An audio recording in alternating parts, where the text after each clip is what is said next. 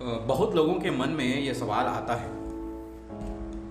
कौन सा प्रोफेशन अच्छा है और कौन सा प्रोफेशन ताकतवर है, कौन सा प्रोफेशन ऐसा है जिसमें बहुत ज़्यादा हम स्ट्रांग होते हैं, बहुत ज़्यादा हमारी ताकत होती है, हम सबसे ऊपर होते हैं, हम सबसे बड़े होते हैं। तो इसी का जवाब बताता हूँ, सुनिएगा ध्यान से, बहुत ज़्यादा ज़रूरी है।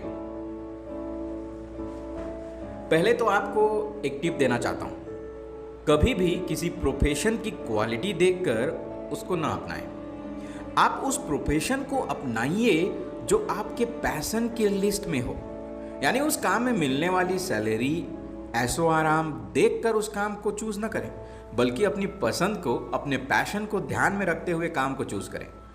चलिए अपने सवाल की तरफ बढ़ते हैं। कौन सा प्रोफेशन सबसे अच्छा है, कौन सा प्रोफेशन सबसे ताकतवर है, बड़ा है, ये मैं आपको एक स्टोरी से समझाता हूँ। स्टोरी को सुनेंगे ना तो स्टोरी के आखिरी में आपको ये समझ में आ जाएगा कि कौन सा प्रोफेशन अच्छा है। शंभू नाम का शिल्पकार रहता था। एक छोटे से कस्बे में शंभू नाम का शिल्पकार रहता था। काम क्या था उसका? बड़े बड़े पत्थर तोड़कर उसे आकार देकर मूर्तियां बनाता था। वो काम करते करते वह जो सोचता था उसे भी तो सुनिए। यह छोटा मोटा काम करने से क्या फ़ायदा यार, ठीक से 2 वक्त की रोटी भी नसीब नहीं होती है। ये सोच है शंभू जी की।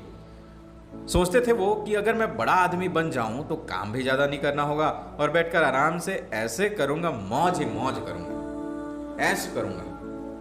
और वो रोज भगवान से यही प्रार्थना करते कि वो बड़े आदमी बन जाए। एक दिन वो ऐसे नेता को देखता है जिसके आगे पीछे हमेशा भीड़ रहती है। उसको हाथ जोड़कर प्रणाम करने वाले सैकड़ों लोग खड़े रहते हैं। उस नेता को देखकर नेता बनने की ठान ली। भगवान भी उनकी इच्छा पूरी कर देते हैं। तो शंभू जी बन जाते हैं नेता। एकदम खुश, एकदम मस्त, बढ़िया। नेता बनने के बाद एक रैली में बुलावा आया तो शंभू वहां चला गया। रैली में धूप काफी तीव्र थी, लकलकाती हुए सूरज की किरणें। गर्मी सहन नहीं कर पाए और बेहोश होकर वहीं गिर गए।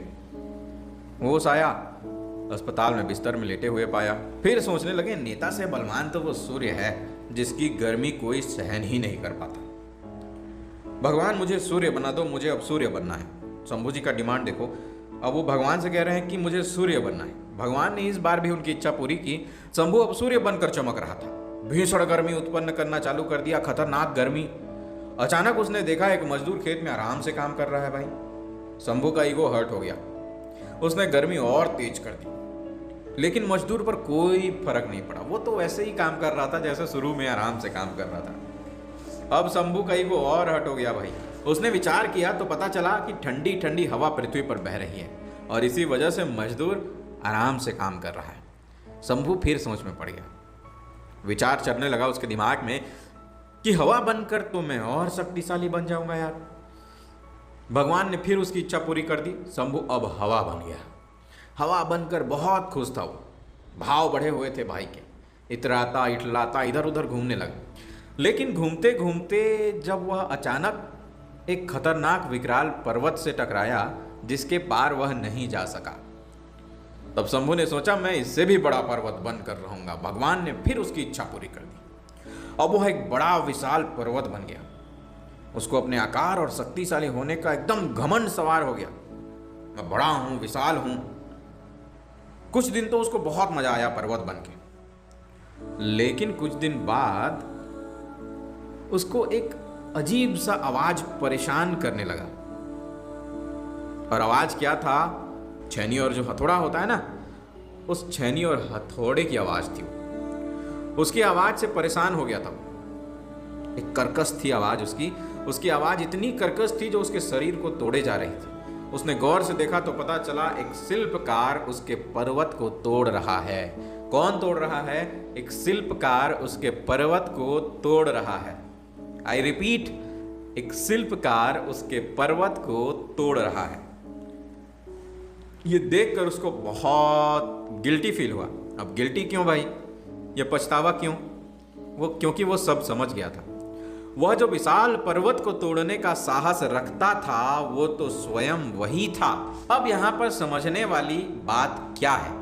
हम अपने सवाल पर आते हैं। यहां पर समझने वाली बात क्या है? जो मैं आपको समझाना चाहता हूं, कोई भी छोटा या बड़ा नहीं होता। आई रिपीट कि कोई भी छोटा या बड़ा नहीं होता, सबके काम अपने अपने हैं। कोई भी छोटा या बड़ा नहीं होता, सबके काम अपने अपने हैं। डॉक्टर को भी अपनी सुरक्षा के लिए पुलिसकर्मियों की जरूरत होती है, और जब यही पुलिसकर्मी घायल हो जाते हैं ना, तो उन्हें भी डॉक्टर की जरूरत होती है। इंजीनियर जब बीमार पड़ेगा तो भाई डॉक्टर के पास ही जाएगा ना, या पुलिस के पास जाएगा? अरे इंजीनियर जब बीमार पड़ेगा तो डॉक्टर के पास जाएगा।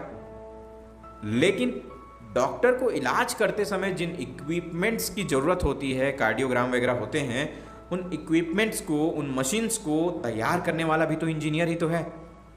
तो कोई भी छोटा या बड़ा नहीं है, ना डॉक्टर बड़ा है, ना इंजीनियर बड़ा है, ना पुलिस बड़ा है, ना डॉक्टर बड़ा है। सबके काम अपने अपने हैं, सबका अपना इक्वल इंपॉर्टेंस है अपनी अपनी जगहों पर। सो कोई भी प्रोफेशन छोटा नहीं है, ना ही कोई बड़ा है, सभी का अपना महत्व है अपनी अपनी जगह पर। वीडियो कैसा लगा कमेंट बॉक्स में जरूर लिखिए। अगर अच्छा लगा हो और फायदेमंद लगा हो तो लाइक जरूर कर देना भाई। मिलते हैं अगले वीडियो में, तब तक के लिए बाय बाय।